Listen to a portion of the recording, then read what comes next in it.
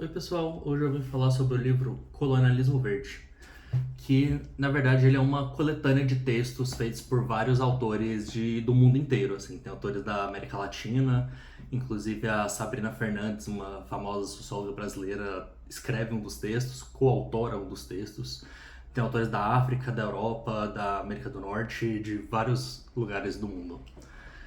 E o grande foco desse livro é definir e caracterizar o que é o colonialismo verde, né? Que seria a atual fase do neocolonialismo, onde os países do norte global, ou seja, Estados Unidos, Europa, Austrália, exploram os países do sul global, que seria basicamente todo o resto do mundo. Tem uma pequena discussão aí se a China deveria ser incluída aí, né? Mas, enfim, tirando esse aspecto. Os países do norte global exploram os países do sul global para poderem fazer a sua própria transição energética, a sua própria transição ecológica. Então, enquanto os países do norte global estão fazendo transições ecológicas num esforço de mitigar as mudanças climáticas, ao mesmo tempo eles fazem isso criando zonas de exclusão no sul global. Então, zonas de sacrifício, melhor dizendo, no sul global, onde populações nativas são movidas, são tiradas de seus territórios, onde grandes impactos ambientais acontecem por causa da mineração, da exploração de recursos naturais, onde a pobreza se alastra e relações econômicas desiguais são feitas entre os países do norte e do sul global. Então, o cerne, o foco do livro são essas relações desiguais entre esses países e como os países do norte exploram os países do sul para fazer a sua própria transição ecológica, né? Então, um dos exemplos que o livro apresenta é sobre o hidrogênio verde, que é a produção de hidrogênio, de gás hidrogênio, através de tecnologias de produção de energia sustentáveis, né, para ser usado como combustível. E fala sobre um projeto que os países europeus estão financiando ou querendo financiar na África para fazer uma grande produção desse gás, né, para ser levado por gasodutos para a Europa, para fazer a transição da malha energética europeia de sair do petróleo e ir para esse gás hidrogênio, parte dessa transição, né, por esse gás hidrogênio, e que isso viria ao troco de mover populações locais da África, um pouco de exploração dos recursos naturais da África, e que enquanto a África seria explorada, essa energia, esse gás seria mandado depois para a Europa poder ser um país uma região mais verde, uma região mais ecologicamente correta, né? E a grande questão que o livro traz é que, na verdade, a gente não consegue fazer uma transição ecológica dentro dos moldes do capitalismo. Porque o capitalismo, ele propõe um crescimento contínuo, né? Só que a gente vive num planeta de recursos finitos. Então, esse crescimento contínuo, ele levaria a um ponto de esgotamento dos recursos naturais do nosso planeta. E com esse esgotamento dos recursos naturais, o crescimento seria impossível de continuar e a gente teria uma grande estagnação, né? Então, essa própria lógica de crescimento infinito do capitalismo leva à sua própria destruição. E, claro, o grande problema não seria a estagnação do crescimento, seria a destruição do planeta como nós conhecemos hoje. Seria deixar o planeta inabitável para os humanos e para outros seres vivos que habitam junto com a gente nesse planeta. Então, a transição, ela passa necessariamente pela superação do capitalismo. E aí é interessante que vários textos trazem sobre a questão de como a gente não pode confiar nos estados para fazerem essa transição. Porque principalmente no sul global, vários desses projetos de exploração minerais, destruição de habitats naturais, de remoção de povos originários de suas terras, são feitos exatamente pelos estados nacionais. Então, traz o exemplo da Colômbia, da Colômbia, da Argentina, de países aqui da América do Sul, em que você tem exploração de recursos minerais, de terras raras, né? E como os estados nacionais, eles também recebem uma parte desse dinheiro, dessas explorações que são feitas por empresas privadas, como os estados nacionais também são beneficiados por essas explorações, e que então são agentes que a gente não pode confiar neles para fazerem essa transição. Então, qual a solução, né? Essa solução não é uma planificação internacional. Então, quer dizer que, na verdade, a solução é o contrário. é uma localização da produção. Então, então a ideia seria meio que uma contra-globalização.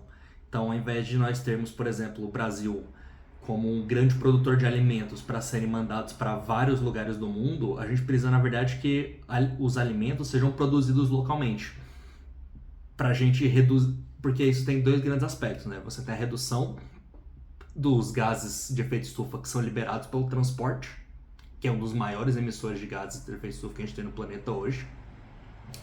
E você tem a criação de soberania alimentar dos povos, de garantir que, por exemplo, se o Brasil exporta alimentos para um país e esses dois países têm uma crise diplomática, esse outro país não vai ficar sem alimentos, né?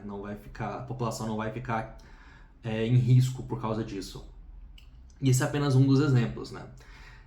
O livro traz dois exemplos que eu achei bem interessantes, um em Bangladesh e outro na Colômbia, de comunidades locais que conseguiram fazer essa transição, conseguiram estabelecer pequenas propriedades rurais em que a questão da energia é autônoma, a questão da alimentação é autônoma, que você tem grande distribuição de trabalho para grande parte dessa população e que parte dessa transição ela é feita exatamente aumentando o número de pessoas que estão trabalhando no campo.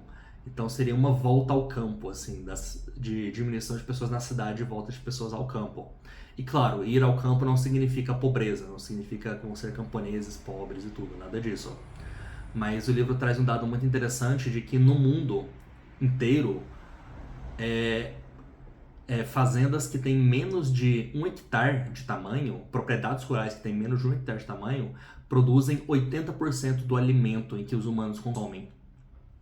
Então isso mostra que, na verdade, quem alimenta a humanidade são as pequenas propriedades rurais. É a agricultura familiar. Eu já sabia que isso era verdade no Brasil e na América Latina, mas eu não tinha esse dado de que isso, na verdade, isso é real, na verdade, no mundo inteiro. As grandes fazendas, as grandes produtoras, elas produzem commodities. Elas produzem soja que vai virar ração de gado. Elas produzem gado em si. Elas produzem porcos, galinhas e tudo. Essas são as grandes produções. Agora, o que alimenta de verdade a grande parte da população, que são grãos, legumes, frutas e tudo, isso é feito, na verdade, pela agricultura familiar. E é esse o modelo que a gente precisa, para uma transição agroecológica, mais do que de agricultura familiar, agroecológica, em que a gente substitui a monocultura por várias produções unidas, né, que é relacionado muito a como a natureza funciona, né? A natureza não funciona tendo uma cultura só de plantas em grandes extensões iguais. Isso, na verdade, é o que é chamado de deserto verde. É o que é feito, por exemplo, em regiões de recuperação, que você quer fazer recuperação usando eucalipto. Você planta um monte de eucalipto lá, só que isso não é natureza. Isso apesar de ser verde, é um deserto natural. Não existe biodiversidade ali. E é assim que funcionam as nossas monoculturas atualmente. Então, parte dessa transição agroecológica é exatamente a gente abandonar as monoculturas para participar desse manejo, dessa produção de várias culturas unidas, né? Fazendo os seus pesos e contrapesos de controle ecológico de pragas. E esse é o caminho para a gente fazer a transição agroecológica possível, não é nem ideal, é mais possível mesmo. Tudo bem, muito interessante. Mas como eu faço para poder participar dessa mudança? Como eu, como pequeno indivíduo aqui no sul global, o que eu posso fazer para participar dessa mudança ecológica do mundo inteiro? Claro, uma das coisas principais que a gente pode fazer é apoiar essas comunidades de produção agrícola, né? Então, no Brasil, o melhor exemplo que a gente tem disso é o MST, é o Movimento dos Trabalhadores Sem Terra, em que você vai ter a luta contra as grandes propriedades de terra em favor da agricultura familiar e que você tem um incentivo de uma agricultura agroecológica. Então, se você souber, por exemplo, de algum assentamento e tudo na sua cidade, aqui na região, que você possa comprar seus alimentos orgânicos, que vem de uma agricultura familiar e que vem de uma agricultura agroecológica, essa seria uma forma de você apoiar essa transição de fato, né? Claro, você tem também a questão das cooperativas de consumo, criar cooperativas de consumo, participar de cooperativas de consumo, se possível até de cooperativas de produção também. Eu acho que é um pouco mais difícil, mas se possível também participar de uma cooperativa desse tipo. Mas então o que o livro traz é basicamente o que a gente já sabe mais ou menos qual é o caminho, né? O caminho é uma desglobalização, o caminho é a pequena agricultura familiar, o caminho é a defesa local do meio ambiente, a defesa local dos biomas. Então tem muito a questão de que a gente tem que pensar globalmente os problemas, mas a gente tem que agir localmente, né? Não vão ser planificações internacionais que vão resolver os problemas, vai ser a localização dos grupos de defesa que vão resolver esses problemas. E então eu convido você a se organizar de alguma forma, se organizar politicamente de alguma forma para poder participar dessa transição ecológica que o mundo precisa fazer caso a gente queira continuar existindo. Mas então fica a recomendação, Colonialismo Verde. Tem o número 1zinho aqui, porque existe o 2 desse livro, que eu não tenho ainda. Quando eu fui na livraria só tinha o volume 1. Mas que se você tiver esse livro e quiser me emprestar, eu super agradeceria também. E fica a recomendação do livro.